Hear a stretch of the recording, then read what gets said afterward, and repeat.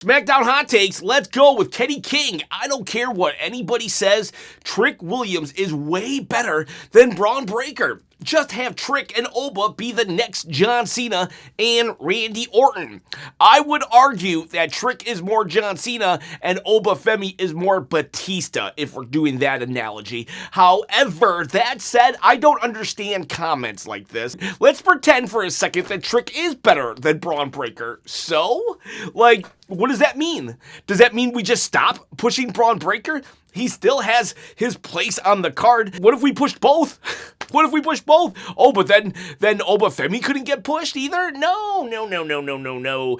Trick Williams, whether he's better than Bron Breakker, that's subjective. I'm sure there's a lot of people that still think Bron is better than Trick, but it doesn't even matter. Let's pretend that everybody's in agreement. We're back in the Attitude Era. Stone Cold Steve Austin's the best, and nobody is better than him. So, does it mean we can't push Mick Foley? Does it mean we can't push Kurt Angle? Does it mean we can't push Rocky Maivia until he becomes The Rock? So it's like, I don't understand this concept of people just saying, this guy is the greatest, we shouldn't push anybody else. Because Bron Breakker has a lot of room to grow. I think he's phenomenal, to be honest with you. Even though I've lost interest in him, it's only because of how they booked him. And I know in an instant it can all change around. I have no problem saying I like Trick Williams better than Bron Breakker, but Bron Breakker definitely should still have the rocket ship or rocket jetpack or whatever attached to him and shoot him straight to the moon. So should Oba Femi. So should Javon Evans. There's no reason to stop him. Oh, Trick Williams is better than Carmelo Hayes. I've seen that a lot too. I don't care what you say. Trick is better than Carmelo Hayes. I agree with you. I do. I think Trick is better than Carmelo Hayes. So, I still think Carmelo Hayes has his place on the card, and I really want to see him get elevated into that main event. Like, it doesn't matter. I want eventually Trick Williams and Bron Breakker to fight each other. That would be a great feud. And to do that, Trick is only going to be as good as the people that he's like across from. Trick wouldn't be so entertaining if Sami Zayn wasn't there to be made fun of. You know what I mean? So, what if we built up Bron Breakker really strong, so Trick Williams has someone really strong to go up against? There's just no need to be like, that guy's the best, therefore everybody else, we shouldn't push them. We shouldn't waste our time with them. It's okay to say Stone Cold Steve Austin is the best. I don't care what anybody says, Stone Cold Steve Austin is the best, but that doesn't mean they shouldn't have pushed The Rock, Mankind, Kurt Angle, Undertaker, The Big Show, Triple H. Elevate everybody. Of course there's going to be one person on top. It's fine. Trick could be the best. Oba could be the best. Bron Breakker could be the best. Dominic Mysterio could be the best. Ilya Dragunov could be the best. But it doesn't mean Bron Breakker, let's forget about him. Oba Femi, let's forget about him. Does that make sense? That makes sense. We can say all day long Oba Femi is the greatest thing since sliced bread.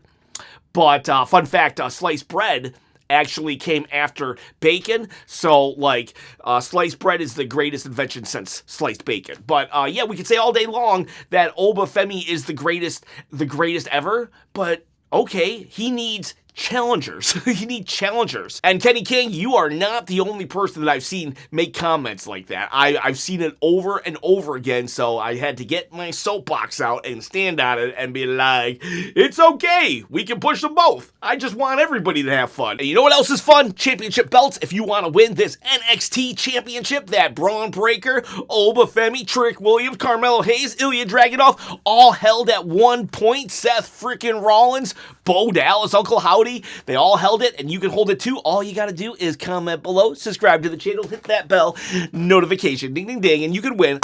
There's not a toy, a replica. All right, next hot take. Dilo Trey's Wrestling says, I like that Sammy clapped back, but I hated when he apologized. Yes, it was a great back and forth between Cody and Sami Zayn. Sammy was mad at Cody for taking advantage last week, and Cody was even like, maybe if you took a little more advantage, Sammy, you wouldn't always be the bridesmaid, and basically said that you are your own reason that you have never been champion. And Sammy got so mad, and it was heated. It was great. I loved that Sami Zayn. Like, I do like Sami Zayn, but I hate when Sammy just goes back to, aw, shucks, guys, and that's what he did. He ran up to, after Trick Williams did make fun of him, which was hilarious, after that, Sammy ran up to him and apologized. It was like, dude, and the crowd even booed. The crowd agreed that Sammy was on fire, and then when he apologized, he basically just, I don't know, he was neutered. He neutered himself. Gold Buggy says, I think Randy should have won against Black because of the Elimination Chamber being next week. I do agree that usually you want some momentum going into this, but now that Drew has started some beef with Randy, it's like, wait a second, are we building something here? So ironically, him losing because of Drew adds fuel to the fire that Randy might win, and it elevates Aleister Black in the same time, giving him the biggest win of his career. So I'm actually okay with this. Carmichael says we need less authority figures ruining the fun. Every time there's even the slightest suggestion of a brawl outrun security to stop the fun. You know, you're right. You are absolutely right. Let's can we just turn one heel? We don't need both to be heels, but can we have one heel GM, one babyface GM? Vince McMahon never used to let all the champions be babyfaces or heels. If, especially when there was two top titles, he would a lot of times make, okay, that's going to be your heel, that's going to be your babyface. We don't need two babyface GMs now, because they're basically the same, or they do the same stuff, with the exception of Adam Pearce yells more and drinks more, and Nick Aldis is more like, I don't know, he seems to be a little more intimidating, but at the end of the day, there's still two baby faces that just kind of default to the same thing all the time. Just security! Dashing Negan says the crate was pointless. Well, I mean, there's still a reveal to happen, but let's not get our hopes up. I did do a video on what the crate could be, but let's not get our hopes up. It's most likely gonna be pointless. I do agree. They can still surprise us, but don't get your hopes up. Jameer Givens, Sammy got buried. I don't think he got buried at all. I don't mind Trick Williams totally making fun of Sami Zayn, because he should. A heel should make fun of a babyface. The babyface has to do something about it, though. But yeah, just the apology. Oh, him apologizing. Don't go apologize, dude. You stood up for yourself. Good for you.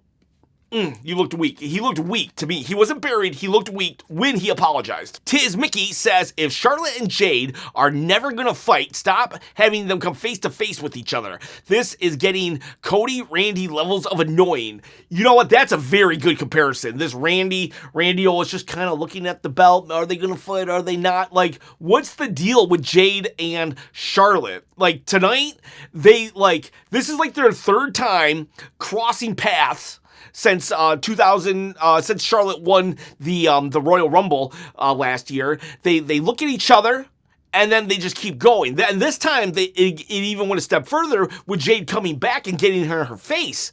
And so you're like, yeah, totally, Charlotte's gonna win the Elimination Chamber. And then she just lost? Like, what are we doing here? If Bianca Belair is injured and just had surgery with her knuckle, right now is the perfect time to make Charlotte versus Jade at WrestleMania. Charlotte's actually a babyface that people want to cheer, and Jade is someone they want to boo.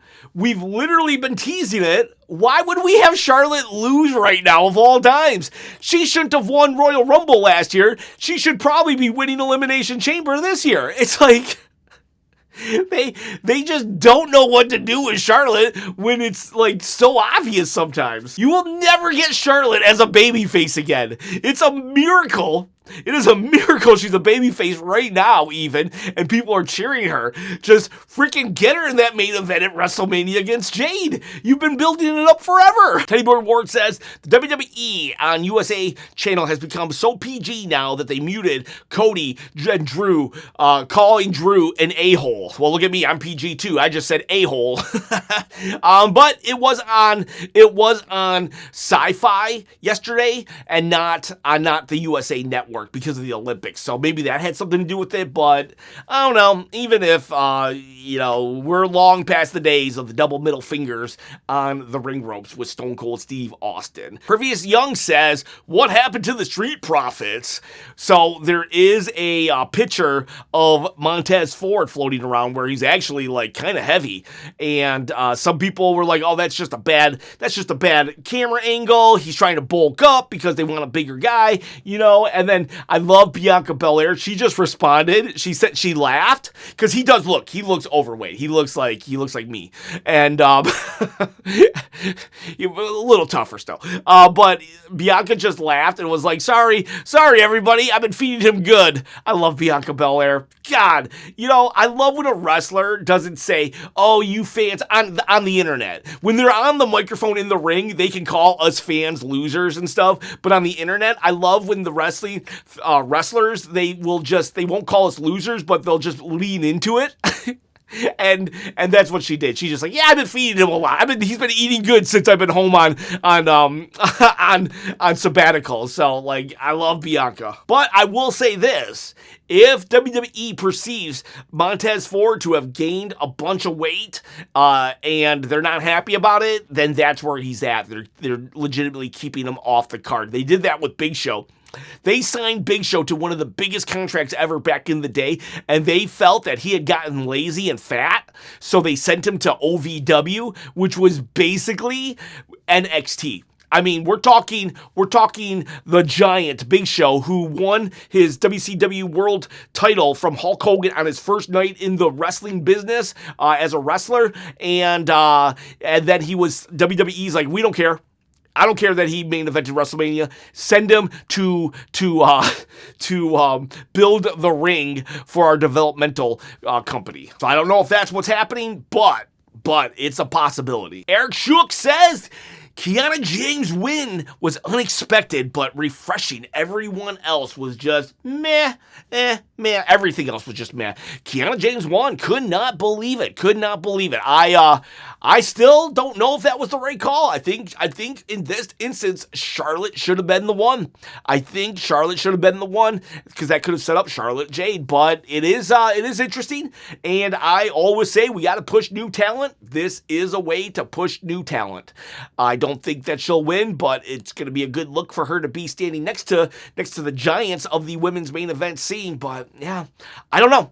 I'm very it was a head scratcher to me. A lot of people enjoyed it though. A lot of people are happy about it. So I'm happy that everybody's happy. I'm even not happy. I'm just I'm still kind of in shock by it. Jay Levi now says, move over Jimmy and Jay. Charlotte and Jade are about to have the worst wrestling match of all time. Mania match. Can't wait to see that dumpster fire. I don't think it would be that bad of a match. I know, I get at least somebody always just shocked and dismayed that I like Jade Cargill, but I don't think she's as bad as people say she is.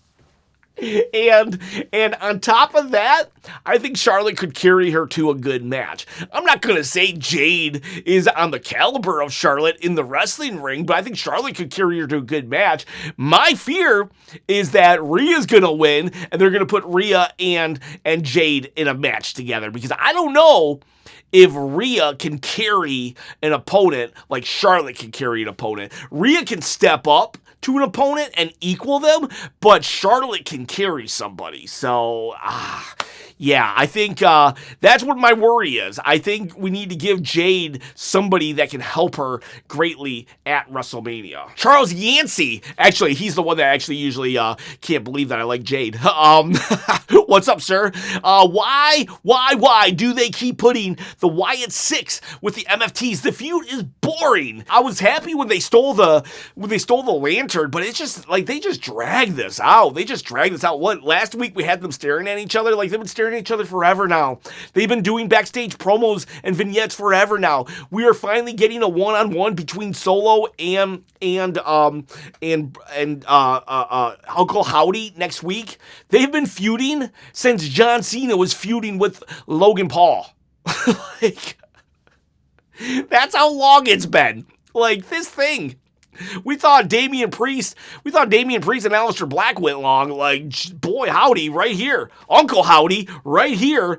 Like, this has just gone on and on and on, and I don't feel like anybody's really been elevated. Uncle Howdy's like, I'll be out there next week by myself, and why would Solo agree to it? He has all the power. There's no reason for Solo to say, yeah, I'll fight you. They got the belts, they got the lantern. What does Uncle Howdy have to force Solo's hand at this? It really doesn't make sense if you think about it. Charles Yancey says, I still think the booking of Oba could be better. I don't mind Oba, like, having to rise up the ranks. I just don't. I know Trick Williams has automatically just went right into the main event scene, kind of, sort of, and Oba is starting at the bottom, and it's like a head scratcher. So I do get that. It's a little weird, but at the same time, like, I'm totally okay with him just, let's defeat all the low mid-carders and the mid-carders, upper mid-carders. As long as Oba's champ by Survivor Series, I'm happy. And then you also say that, but I'm not mad at The Miz, but The Miz should still be feuding with Carmelo Hayes. I agree there too. I don't like that Carmelo Hayes just randomly beat The Miz like that. It was kind of like stupid. Like, we could have had a PLE match out of that, a Saturday Night's Main Event match out of that. There was an actual story between Melo and Miz, and we just kind of squandered it. Melo, I mean, it was right for Melo to beat Miz, but like, let's get some juice out of it. Let's wring out some juice, the feud juice, and make a nice cup of iced juice to feud and drink it on a cold winter day. I don't know. Shut up. Jessica Nunzi says, it was a night of surprises. Kiana winning was a huge surprise. Not saying it was bad, just a surprise. Disqualification in a match with Giulia was unnecessary, and I feel that it hurt Giulia more. Giulia did this move where she had like Rhea's arms, and then she like stomped on it. Ooh, go watch that. It was devastating. It looked devastating. Honestly, I'm shocked. I think it's more of an upset that Rhea Ripley did not just straight up pin Giulia, especially since it was a non-title match. Like, I don't think it didn't help Giulia, but it didn't like necessarily hurt her. But I'm like, thank God she didn't lose. Rainbow Slice, good grief. That Sammy segment was rough. This version of him is not connecting with the audience, especially when you stand him next against someone like Trick Williams. Recipe for a double turn. Ooh, a double turn. Yeah, I'll be okay with that. TTJC says this was a unpredictable SmackDown. I loved it. It was very unpredictable. I think I traded. New system. I used to be a history teacher, actually social studies, but I just say history. And so now I'm going to grade everything. I'm grading everything. I gave it a B+. We have Mess, says Long Neck. I know it's on Sci-Fi and free and all, but I felt like I was watching a buffer simulator. It wasn't free. Like, a lot of people like to say, oh, it's free. What do you expect? You are spending your time to watch WWE. So WWE makes money off of advertisers, and advertisers pay depending on people watching. So every time you watch, you are spending your hard-earned time that you could be doing something else. So I do not say that it is free. It costs you 3 hours of your life. And 3 hours of your life at your job, how much is that? That's how much it costs you. So if you make $10 an hour, then it costs you $30. Devin Ford says, they continue nothingness with Matt Cardona is killing me. If you're a big Matt Cardona / Zack Ryder fan, I could see why you would be upset. And Zack Ryder himself on the indie scene did say, I'm never coming back to WWE if I'm just going to be treated the same way. And while he's being treated the same way. I'm not gonna lie though, if WWE gave me a contract and basically put me in catering the whole time, I would take it. Trample Darkness says, I hope the crate is Danhausen. If you don't know who Danhausen is or what this person is talking about, go check out my crate video that I released last week. And then Alfonso Passion says, why do I like the Oba and Kit segment? I don't think I'm supposed to. You're just not toxic. You're just not toxic. You're an evolved male. And then Daniel Kincher says, SmackDown was crazy. Kiana James winning is mind-blowing. Even more mind-blowing, what if she won the Elimination Chamber? No way, no how they're doing that, but you never know. And boys, girls, that is, those are your hot takes. See you, bye.